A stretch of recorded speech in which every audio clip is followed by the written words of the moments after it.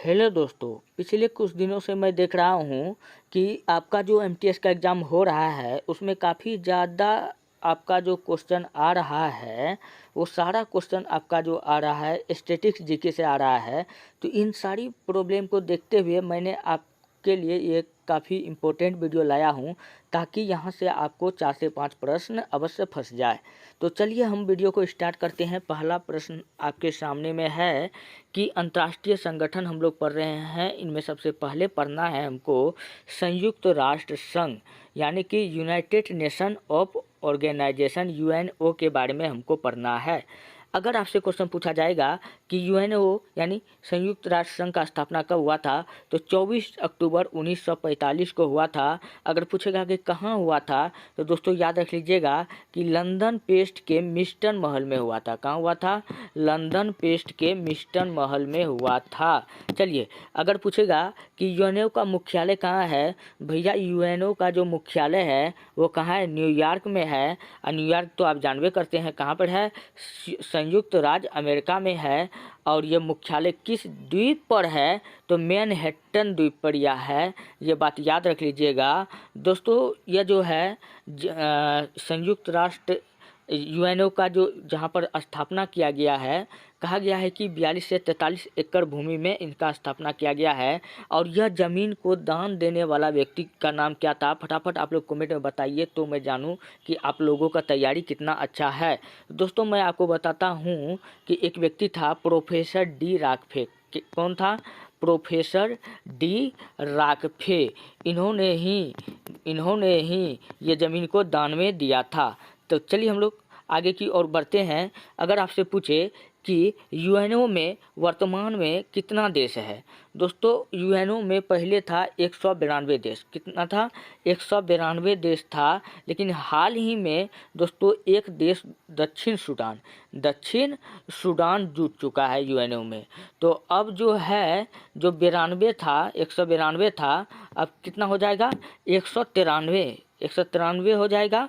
तो अभी एक पूछेगा कि यूएनए में यानी संयुक्त राष्ट्र संघ में तो कुल कितना देश शामिल है, तो 193 देश शामिल है। और 193 देश किसको शामिल किया गया है? दक्षिण सूडान को शामिल किया गया है। चलिए नेक्स्ट है, आखिर अंतर्राष्ट्रीय संगठन का जो स्थापना करना था, इनका क्या उद्देश्य था? दोस्तों हम सब जानते हैं कि अंतर्राष्ट्रीय संस्था का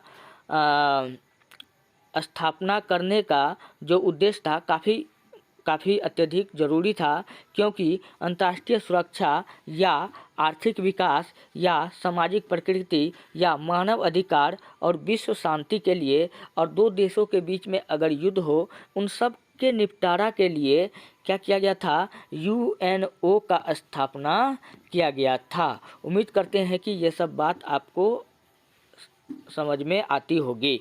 अब हम लोग जानते हैं कि आखिर इस यूएनओ में जो है आधिकारिक भाषा कौन कौन सा है, कि यूएनओ में जो व्यक्ति बैठता है वहाँ कौन कौन सी भाषा में बात किया जा सकता है, ताकि सभी लोग समझे।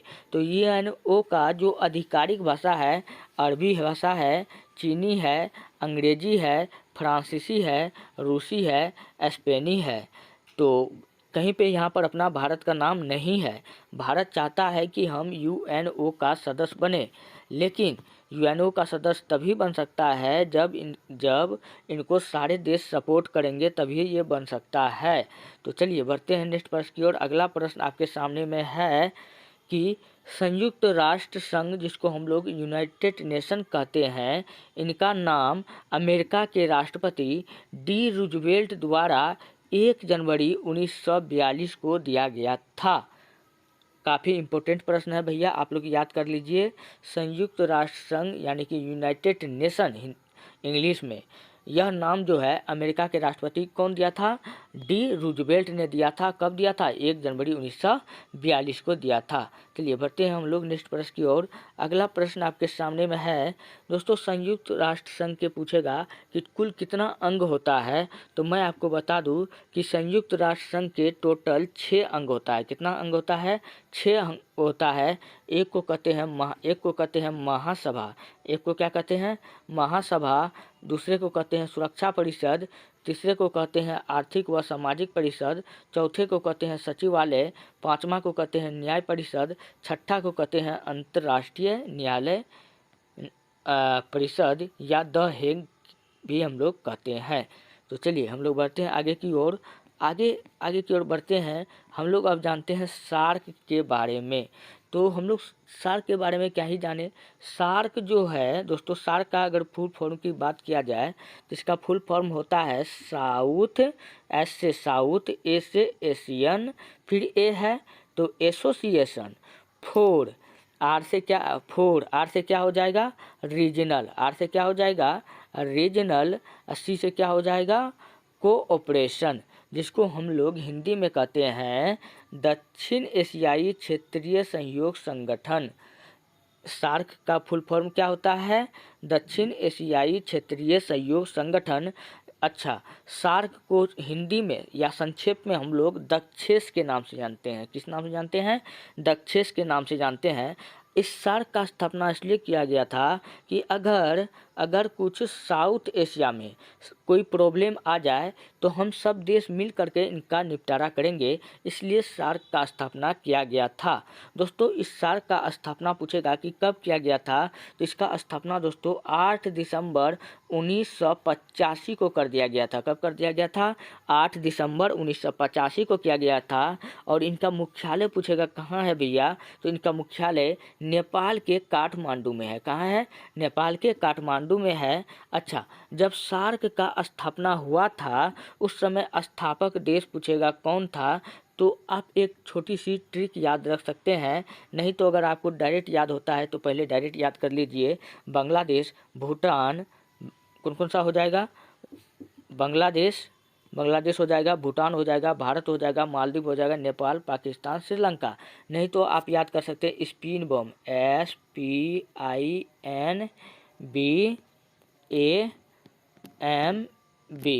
स्पिन बम। एस से हो जाएगा श्रीलंका, पी से हो जाएगा पाकिस्तान, आई से हो जाएगा इंडिया, एन से हो जाएगा नेपाल, 4 इधर हो गया, बी से हो जाएगा बांग्लादेश, 5 हो गया, ए से हो जाएगा अफगानिस्तान, 6 हो गया,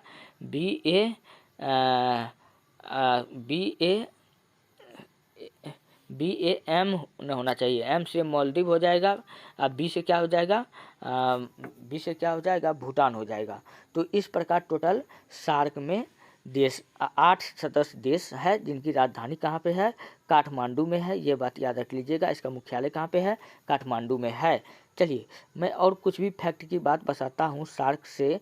नोट, म्यांमार और इंडोनेशिया सार्क के सदस्य नहीं है। ये बात इम्पोर्टेंट है भैया, एग्जाम में पूछ चुका गया है कि म्यांमार और इंडिया जो है यह सार्क देश के सदस्य अभी नहीं है। तो चलिए बढ़ते हैं नेक्स्ट प्रश्न। अगला है हम लोग को पढ़ना है बिम्स्टेक नामक एक संस्था के बारे में हमको पढ़ना है। तो चलिए ये बिम्स्टेक क्या होता है दोस्तों। बी का मतलब होता है बे, क्या होता है बे होता है, और बिम्स्टेक BIMSTEC बिम्स्टेक, इसी को हम लोग कहते हैं bay of Bengal integrative for multi sectoral technical and economic cooperation. तो इसी को हम लोग हिंदी में क्या कहते हैं बिम्स्टेक कहते हैं।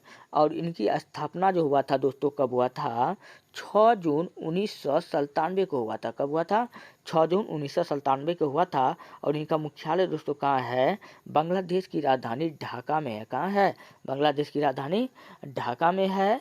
और इनका सदस्य देश का अगर बात करें तो दोस्तों इनका सदस्य देश में जो नाम आपको आएगा इसमें बांग्लादेश है, उसके बाद भूटान है, भारत है, म्यांमार है, नेपाल है, श्रीलंका है, थाईलैंड है। इन सब इनका क्या है सदस्य देश है। लेकिन नोट में एक बात आपको याद करना पड़ेगा कि भारत इसमें है लेकिन पाकिस्तान, मालदीव, इंडोनेशिया इसके सदस्य नहीं है। अगर आपसे क्वेश्चन पूछ लिया जाएगा कि बिम्स्टेक के सदस्य कौन नहीं है, जहाँ पर आपको ये सब दिख जाएगा जहाँ पर आपको ये दिख जाएगा भिखारी पाकिस्तान, मालदीव और इंडोनेशिया, तो आप समझ जाइएगा। चलिए बढ़ते हैं नेक्स्ट प्रश्न। अगला प्रश्न आपके सामने में है अगला प्रश्न है आसियान के बारे में हम लोग को पढ़ना है। तो चलिए हम लोग आसियान के बारे में जान लेते हैं। तो सबसे पहले आसियान का हम लोग फुल फॉर्म करते हैं। आसियान का दोस्तों जो फुल फॉर्म होता है ये होता है association of south east Asian nation. ये किसका फुल फॉर्म हो गया? आसियान का हो गया। अगर इसी को हम हिंदी में कहें दक्षिण पूर्वी एशियाई राष्ट्रों का संगठन। तो दोस्तों इस आसियान का जो स्थापना हुआ था कब हुआ था? 8 अगस्त 1967 को हुआ था। कब हुआ था? 8 अगस्त 1967 को हुआ था। और इनका जो मुख्यालय है दोस्तों कहाँ है? इंडोनेशिया की राजधानी जकार्ता में है। कहाँ पर है? इंडोनेशिया की राजधानी जकार्ता में है। और इनका अगर सदस्य देश का बात करें कि इनमें अभी कौन कौन सा देश शामिल है, तो ब्रुनई है, कंबोडिया है, इंडोनेशिया है, लाओस है, मलेशिया है, म्यांमार है, फिलीपींस है, सिंगापुर है, थाईलैंड है, वियतनाम है।